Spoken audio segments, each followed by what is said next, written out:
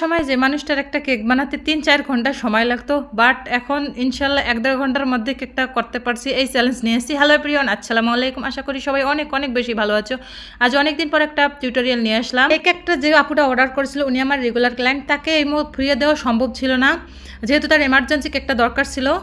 তো আমি কেকটাকে প্রথমে বেক করে নিয়েছি, দেন কেকটা স্লাইস করে এরপর এই আপুর টেস্টটা মূলত উনি কেক নিলেই চকলেট ফ্লেভারের কেক নিবে আর ভ্যানিলা ক্রিম নেবে। তো এই জন্য আমি প্রতিটা লেয়ারে বলতে কি 2টা লেয়ার করছিলাম। একটা মাঝের লেয়ারে ভ্যানিলা ক্রিম দেওয়ার পাশাপাশি চকলেট কুচি করে দিয়েছি, দেন সেকেন্ড স্লাইসটা দিয়ে এবার সুন্দর করে ক্রাম কুডিং করে নিব।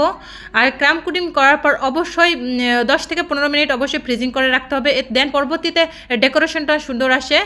তো আমার ক্রাম কুডিংটা অলমোস্ট শেষ হয়ে গেছে, এবার ফ্রিজে রাখবো। দেন ফ্রিজে রেখে কিছুক্ষণ রেখে তারপর বের করে এবার বের করে ক্রিম নিয়েছিলাম, দেন এটা নজল লাগাইছিল এই জন্য আর করি নেই। এবার ক্রিমটা ফুল কভার কেকের করে নেব। এবার কভার করে নেওয়ার পর প্যালেট নাইফ দিয়ে দুই সাইডে সুন্দর করে এভাবে ঘোরায় ঘোরায় সমান করে নেব। নেওয়ার পর দেন উপরে এভাবে প্যালেট নাইফ দিয়ে বাকিটা সমান করে নেব।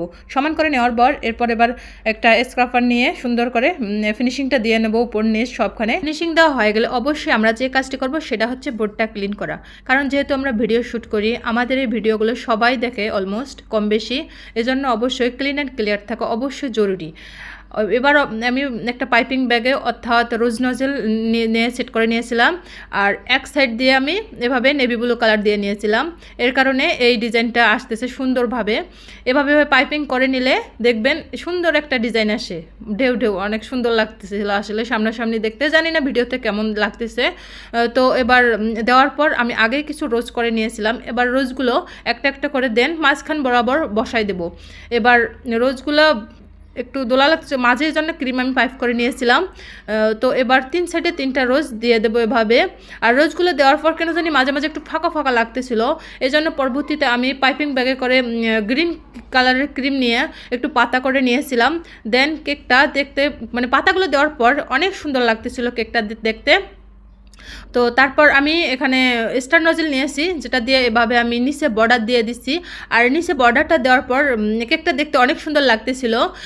তো আর স্টার নজেলগুলো আমাদের এই সব কাজের জন্য অনেক দরকার, মানে অনেক সুন্দর লাগে আর কি দেখতে, এভাবে স্টার নজেলগুলো দিয়ে নিচে বর্ডার দিয়ে দিলে। তো কেকটা অলমোস্ট ডান হয়ে গেছে। কাপড়ের দিকে সুন্দর করে ভয়েস দেয় সাজায় গোছায়, বাট আমি সাজায় গোছায় ভয়েস দিতে পারি না, যতটুকু পারি এমনি পারি, যা পারি তাই দিয়ে দেই। তো আমি জানি না কার কেমন লাগে আমার ভয়েসগুলো। আমি উত্তরা থেকে কাজ করতে